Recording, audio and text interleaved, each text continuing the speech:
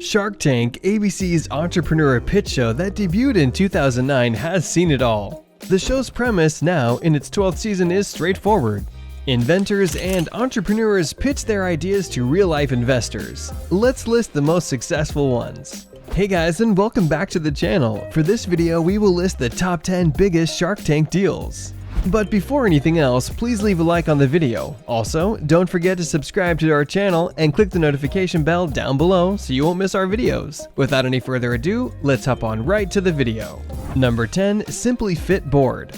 The lowest rated episode on our list is Season 7, Episode 7, which introduced the Simply Fit Board. According to Griner's website, within 7 months of Shark Tank's airing, retail sales increased from $575,000 to $9 million. In just the fourth quarter of 2016, more than 1 million Simply Fit boards were shipped to retail stores. However, the muscle toning training tool sales have increased by more than $160 million since the program aired, making it one of the best-selling Shark Tank investments. Hoffman uses her success to spend time with her children. She looked back on the time prior to Shark Tank in an Instagram post saying, "4 years ago today, the boys and I did our last booth show with the Simply Fit board before airing on Shark Tank. These shows were sometimes 10+ hours a day of twisting and selling non-stop, and the boys were right by my side. But the hard work paid off." Number 9. Love Pop. Love Pop made its Shark Tank debut in Season 7, Episode 11, a Christmas-themed episode. The company's brains, architecture students Wambi Rose and John Wise, landed a deal with the notoriously demanding Kevin O'Leary after dazzling him with their assortment of pop-up greeting cards. Their brilliant idea has raked in more than $80 million in sales in 4 years. Number 8. Squatty Potty. Invented by entrepreneur Bobby Edwards to help avoid constipation, the Squatty Potty was a unique bathroom footrest. On Season 6, Episode 9 of the show, the creator had the opportunity to present it to Shark Tank, and it rapidly drew Lori Griner's notice, who bought a 10% stake in the company for $350,000. Now that the company has generated $164 million in revenue, it's one of the investments she's most proud of. Since the inception of the original Squatty Potty design, other designs and products have been developed, leaving this company exponential room to grow. Yet, the Squatty Potty isn't the most successful idea brought to Shark Tank investors. Number 7. Sleep Styler. Tara Brown pitched Sleep Styler to the Sharks in Season 8, Episode 19, a revolutionary line of hair rollers that allows you to straighten or curl your hair effortlessly and without heat as you sleep.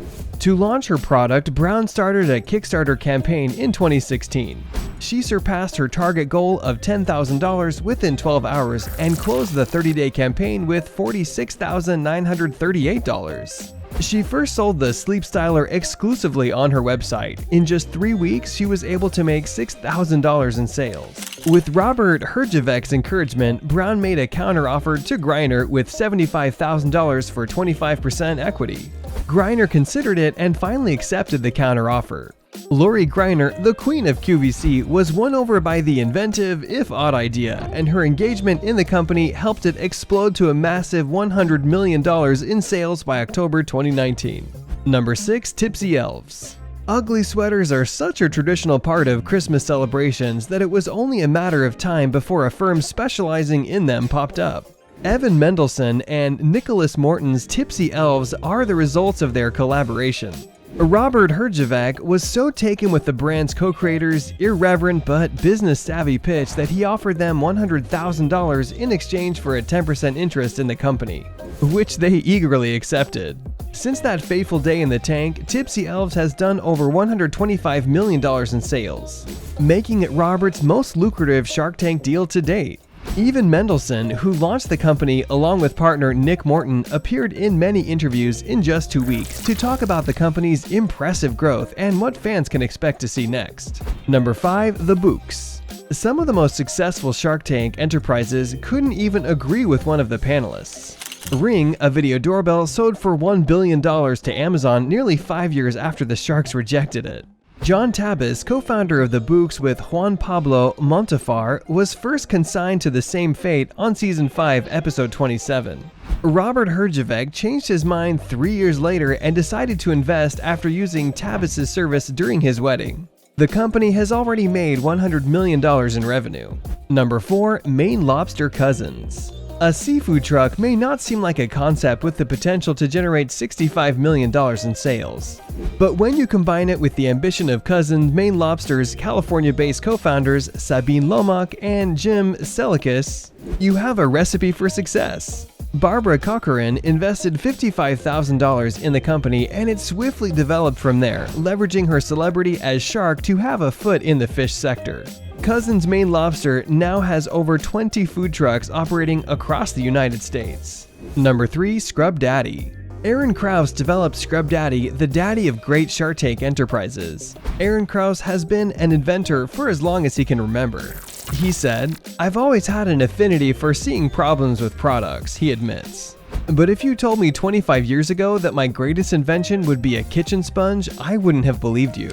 Before recognizing the sponge's possibilities around the house, the former detailer was inspired to design his own brand of sponges to use on cars. Greiner spotted a possibility for yet another great QVC product when he gave the Sharks the lowdown on Scrub Daddy during Season 4, Episode 7, and offered Krause a killer $200,000 deal. She now considers that decision to be one of the best investments she's ever made, with the company now valued at $209 million. Today, Scrub Daddy has expanded its range to include scouring pads and erasers, mops, dishwands, microfiber, towels, and soap dispensers. Number 2. The Original Comfy. The Comfy, a product that can simply be characterized as a blanket you wear, made its debut on Shark Tank Season 9, Episode 12. When the brothers first appeared on Shark Tank, they asked for $50,000 in exchange for 20% equity. The Sharks loved the Comfy but had their concerns. Lori Greiner thought it looked too much like the Snuggie, and Kevin O'Leary was concerned about the cost of client acquisition. In the end, the duo received 2 offers, one from Robert Herjavec for $50,000 for 50% of the business, and the other from Barbara Cochran for $50,000 for 30% of the business. They countered with a 25% offer, which Cochran turned down, but they eventually accepted her original offer. The company has achieved an incredible $150 million in sales just 3 years after the episode aired, and they show no signs of slowing down. Number 1. Bombus. Bombus is the show's all-time best-selling product, so it's only fair that it's relegated to one of its most celebrated episodes. The apparel firm drew shark Damon John's attention with its promise to contribute 1 pair of socks to a homeless shelter for every pair sold. As a result of founders David Heath and Randy Goldberg realizing that socks were the most desired item at homeless shelters, Bombus has donated over 35 million pairs of socks and earned over $225 million in sales so far, taking up Aaron's advice to budding entrepreneurs and investors. If you have a great idea that you truly believe in, no matter how big or small, the only way it will ever become successful is if you take a chance and act on it. That's it for today. If you guys enjoyed the video, make sure to hit the like button. Don't forget to subscribe and turn on that notification bell so you never miss out on any future content we'll produce for you guys. We're signing off now, but we'll be sure to catch you all in the next one.